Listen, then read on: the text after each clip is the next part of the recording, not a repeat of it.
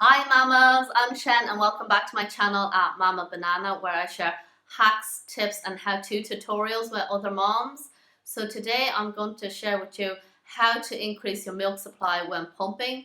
So just to give you a bit of background, I exclusively pumped for my daughter for the first 2 months because A, she won latch, and B, pumping would help to increase my milk supply.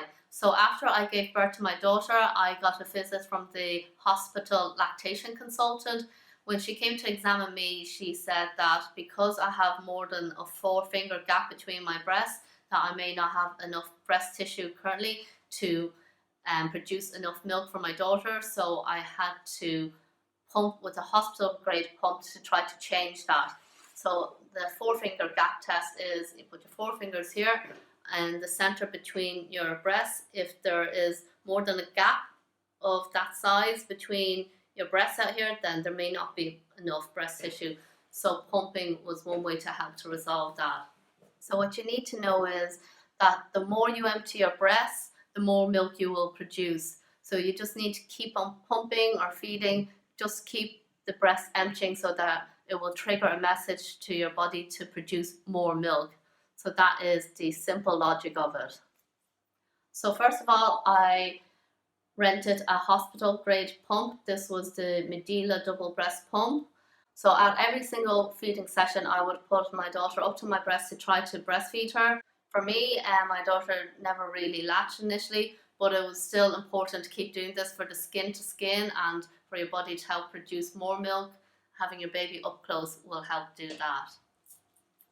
So after I tried to breastfeed my baby, then I would pump for 20 to 40 minutes afterwards, ideally 40 minutes, but in the early days that can be very exhausting, so minimum of 20 minutes. And then you will have the setting of the pump on slightly higher than you're comfortable with. And you keep on increasing that over time to have it on as high as possible, but only on a slightly higher setting than you're comfortable with. And then it's very important to pump every 3 hours.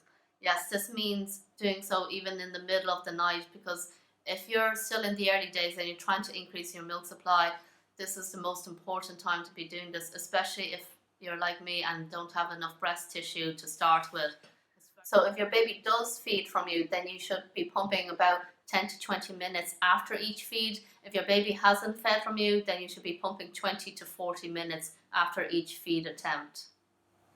And then it's very important that you pump and empty from both breasts. And here's a tip: if you don't have a double pump and just have a single pump, like I did, even though I rented a hospital grade double pump, I ended up buying just a single pump.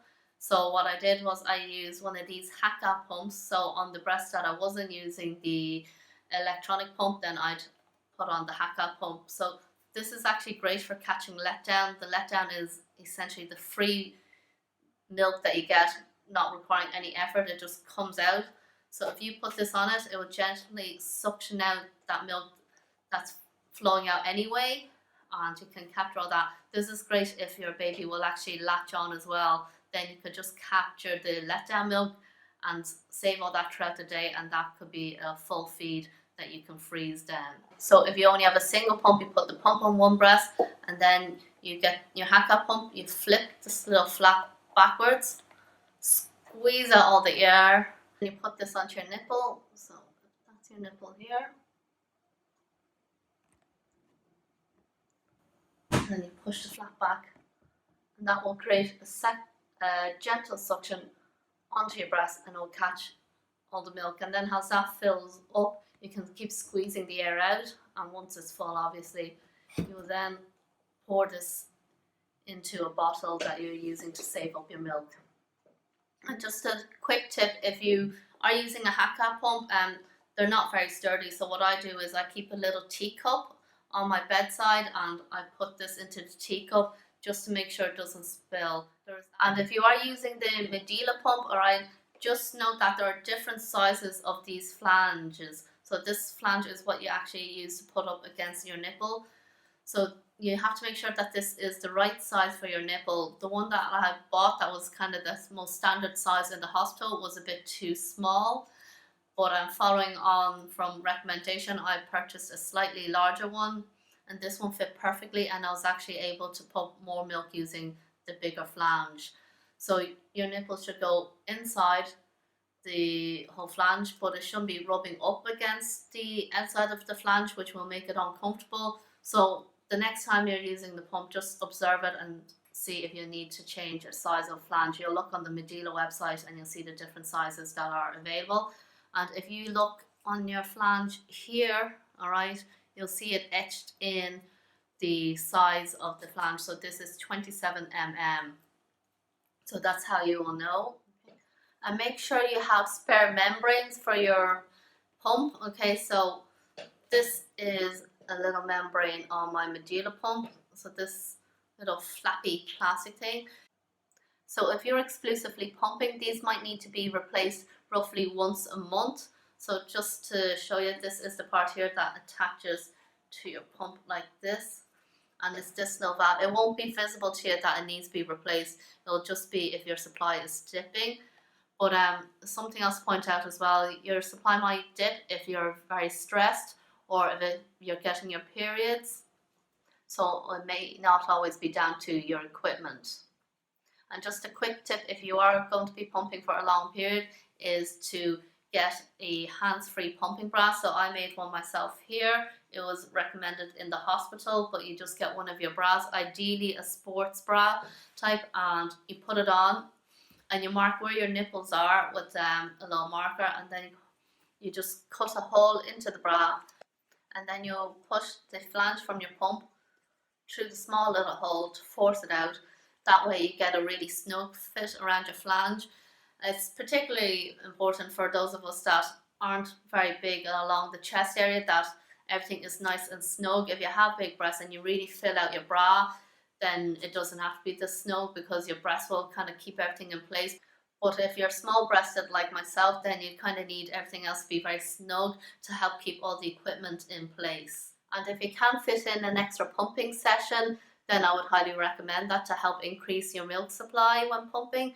So I would recommend this more so after your baby is past the newborn period, just because you have enough to be doing in the early days and weeks that you may not have time for this. But once you're kind of settled into routine and maybe your baby has dropped a feed or two, then you can try to maintain the current feeds or the pumping sessions and don't drop them. That way you're going to keep producing the extra milk. And then a really quick and easy tip on how to increase your milk while pumping is to actually look at your baby or look at videos or photographs of your own baby while pumping. I noticed this when I was in the hospital and my baby was in the special care unit and we were separated, that when I was looking at videos of her, I did produce more milk over. And then when you do think that your breasts are empty and you're done with the pumping, I'd recommend just hand expressing yourself even for a minute or so. It just gets that little bit extra milk out, and it also is good for helping you practice hand expressing. So I'm actually not the best at hand expressing myself. I find it really awkward, especially since I have carpal tunnel after giving birth to my daughters. But I will link a video down below in the description box on how to hand express. Okay, I'd highly recommend taking lecithin tablets. That's something I recommend in general when breastfeeding. I just found out with myself when I was pumping, I just ended up with a lot of blocked milk ducts, maybe because I wasn't the best at emptying my breast. But taking lecithin tablets while breastfeeding will help keep the milk flowing and to reduce the chances of blocked milk ducts. I will link an article from Kelly Mom in the video description box below so that you'll see how much you should be taking.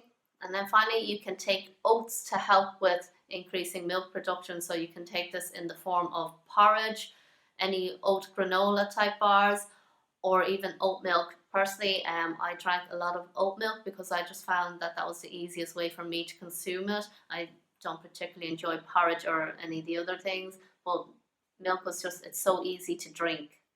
And then my last and final advice is exactly what everyone else says. The cure for everything is to drink lots of water. Water has been proven to help with your milk supply, and try not to stress about the milk that you're producing. I know it's easier said than done. Just a quick little disclaimer, before you start pumping in the early days, make sure you have been advised to do so, or you're certain that you are not producing enough milk. So you might need to check with your GP, midwife, or whoever, because if you start pumping in the early days and you're producing enough milk anyway, you could create an oversupply so that you may not be emptying your breasts in full, which could lead to mastitis. So only pump in the early days if you're sure that you need to increase your milk supply. A lot of women do tend to doubt themselves, so you're best off getting an expert opinion that you are required to increase your milk supply before you start pumping. So I hope you found this video useful. If you did, please do give it a like and make sure to support by subscribing to my channel. Next week I will be uploading a video on my top pumping tips. Okay, so make sure to watch that. Once that's available, I will link that in the cards up above. And thank you so much for watching. So until the next video, goodbye.